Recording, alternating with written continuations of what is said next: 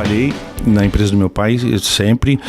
O meu pai foi vereador aqui em Blumenau, de 93 a 96. Valdair José Matias. Valdair José Matias. E ele abriu esse caminho aí. Eu me lembro que com 12, 13 anos, que foi no período que ele se elegeu ali, eu acompanhava a Câmara de Vereadores, sabia o nome de todos os vereadores. Assistia.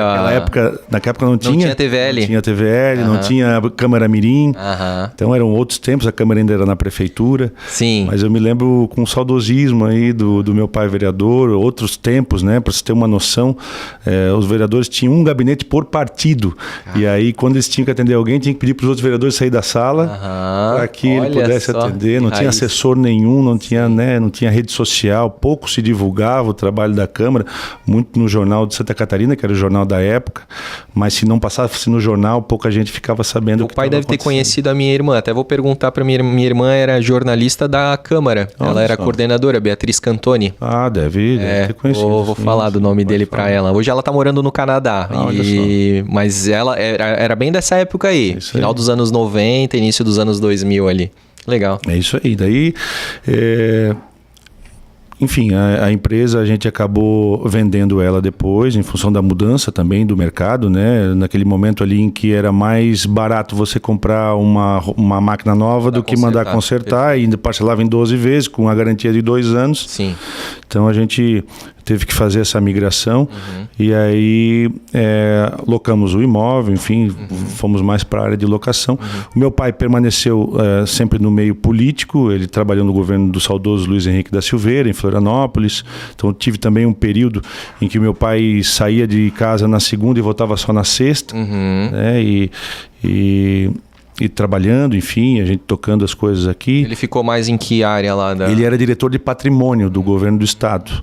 Então, foi naquele período em que o Luiz Henrique ganhou a eleição e ele começou a implementar as secretarias regionais. Perfeito. Então, meu pai tinha que ir viajando o estado, identificando imóveis onde poderiam ser instaladas as secretarias. Que aqui em Blumenau era ali na Ponta Aguda, né? Iniciou ali na Ponta Aguda. O prédio da Embratel. Exatamente. Ali, né? Iniciou ali. Eu lembro do saudoso Paulo França. E aí depois saiu dali e foi para o imóvel que eles adquiriram ali na Brasvanca, que aí até ficou lá até o último momento. Depois virou o Cine, que hoje é o Cine? Hoje o Cine está na Câmara. Saiu de lá também, mas é naquele imóvel lá, que era o campus da FURB, né? O chamado IPT. Isso aí. Era lá em cima do morro. Legal. Exatamente. Então, na verdade, o teu pai, além de ter te dado toda a questão de educação, de valores, da parte também de empreendedorismo ali, também te trouxe, de certa forma, te inspirou a vida pública na política. A política, sim, é de família. Meu avô, lá na cidade de Atalanta, foi secretário de saúde, foi candidato a prefeito, foi vereador, enfim, a família tem um envolvimento. E aí depois aqui em Blumenau, meu pai também teve a oportunidade de ser secretário de Desenvolvimento Econômico. E por último, foi presidente do SAMAI, de 2013 a 2016. 2013 a 2016. Mas eu te confesso que, apesar de toda essa trajetória dele, né, eu não imaginava jamais que eu entraria na política. Eu até digo isso nas entrevistas que eu dou, era sempre o contrário, né? Eu sempre estava muito certo de que eu não queria. Entendi. Porque na minha cabeça de criança, né, quando meu pai se elegeu, eu tinha 12 anos, era a política que tirava meu pai de casa. Naquele tempo, como a gente falou, era um outro momento. Se hoje em dia a gente tem toda uma dedicação, e muitas vezes acontece comigo também, de eu sair, os meus filhos estarem dormindo e eu voltar, eles estarem dormindo também, naquela época mais ainda. Então, via pouco meu pai, e aí na minha cabeça de criança a política que tirava o meu pai de casa. Perfeito. Então aquilo ali eu sabia que era o que eu não queria que ser. Cara, engraçado, tu falou a mesma história, só que o cara não é político, mas ele é neto de político e sobrinho de político, que é o Cristiano Tais Júnior, né? Neto do Cristiano Tais, né? E sobrinho do Félix Tais, né? E ele, cara, o pai dele era... Desculpa, Cristiano Tais Júnior não, Cristiano Tais Neto, né? O Cristiano Tais Neto. O pai dele era comandante, ele fez o primeiro pouso da TAM aqui no aeroporto do Quero aqui em Blumenau. E ele falou isso, eu sabia o que eu não queria ser, que era comandante, mexer com a aviação, porque a aviação tirava o meu pai de casa. Eu cresci a minha infância sem a presença do meu pai, então isso pra mim não era legal. E hoje ele tem uma parte totalmente voltada para designer, Photoshop, ele dá curso, treinamento e tudo mais. Mas, cara, interessante, né? O quanto quanto que a profissão do pai, ela reflete no filho nesse sentido, assim, muito, né? Porque a gente sabe como criança o quanto que é importante a presença do pai, da figura materna, paterna, né? Dos pais, né? Com certeza. Aí, cara, então... E aí, mas enfim, por obras do destino, não deu certo o que eu não quero ser. Não deu. O destino é uma coisa interessante. E aí, em 2014, era a época que o meu pai estava à frente do SAMAI, um grupo de amigos lá do SAMAI queriam já começar a se organizar para a eleição de 2016.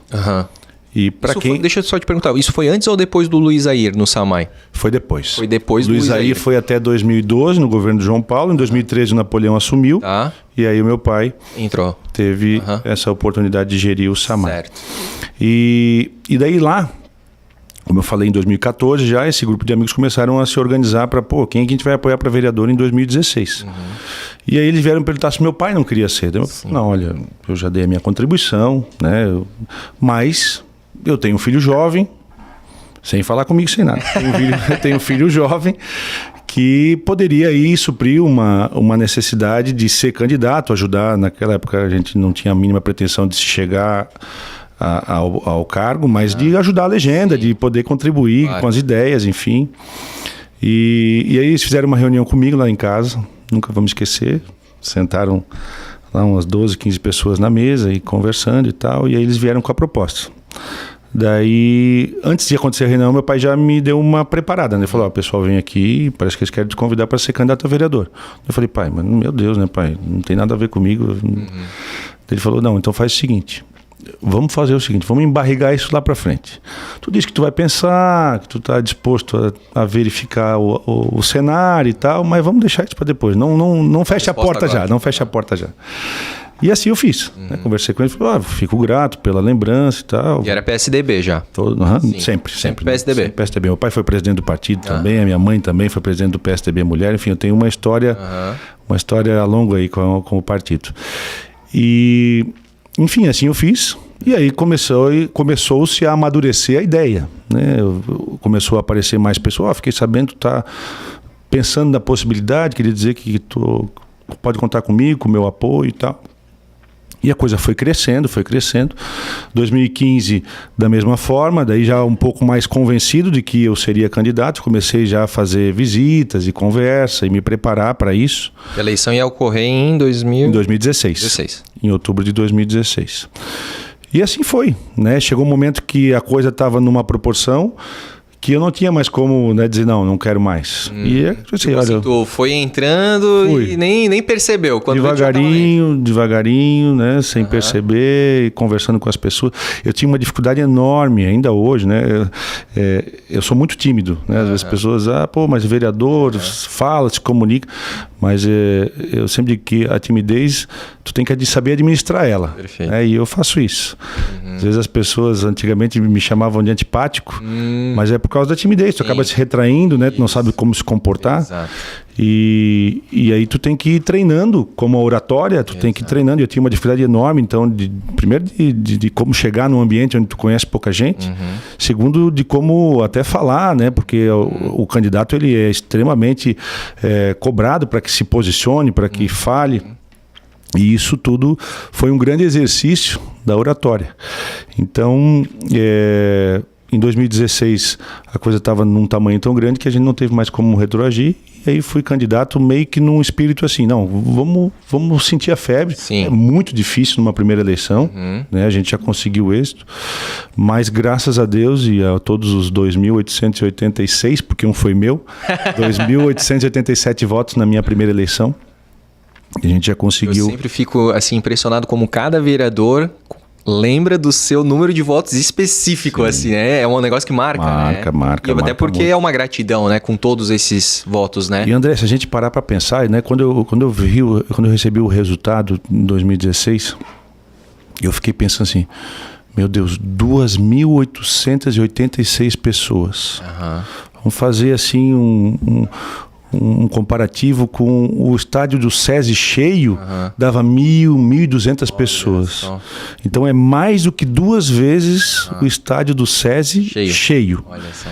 Então isso é muito gratificante. Saber que no domingo de manhã, mais de 2 vezes o Estado do Cheio SESI levantaram o intuito de ir até lá na urna, digitar o meu número, para que a gente pudesse chegar no nosso objetivo. Então é muito, muito, muito, muito realmente gratificante. E foi em 2016 que o senhor já conseguiu uma vaga na Câmara? Já. Entendi. Já, naquela eleição o PSDB foi eleição... o que o Napoleão... Aí era a reeleição do Napoleão com o Mário. Certo. Eleição do Napoleão com o Mário.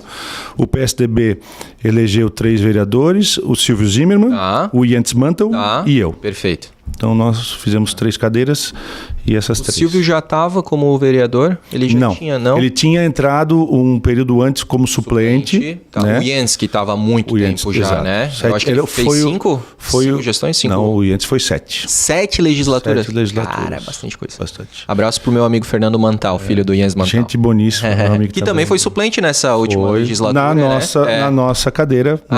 Perfeito. No período que eu saí. Mas ele é o primeiro suplente ou não? Ele é o segundo? O Silvio era o primeiro. Uau, Silvio. E ele era o segundo. Perfeito. Aí como o Silvio assumiu a secretaria na época de desenvolvimento econômico, ele acabou assumindo a Câmara. Legal.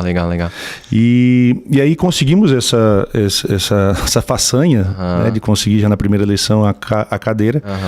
E aí eu comecei a me dedicar 100% à questão política, a questão da cidade, né? Aprendendo também, apesar de já ter também trabalhado na Câmara no período com o Dr. Marco Antônio Van Hovsky, tive uma oportunidade de trabalhar no gabinete dele, e até para aprender o trâmite legislativo, como é que funcionava. Então foi uma grande experiência no legislativo. Eu já vinha um pouco antes também de uma experiência no público. Eu trabalhei na SDR, na Secretaria Regional. Comecei como gerente de tecnologia da informação. Depois, até pela minha formação, eu passei pela gerência administrativa financeira e cheguei até a diretoria geral. Certo. Daí, na época, comecei com o Paulo França. Aí, em 2013, o Paulo veio ser secretário de obras do Napoleão. Quem assumiu a secretaria foi o César Botelho. E aí fiquei com o César lá até 2014. Perfeito. E aí quando a gente já começou a trabalhar na perspectiva de ser candidato a vereador, e aí o doutor Marco Antônio, aliás, um grande abraço, meu querido amigo, meu irmão, e ele me deu essa oportunidade. Então ele falou, já que tu quer ser candidato a vereador, eu não tenho mais a pretensão de ser candidato. Ele não tinha mais.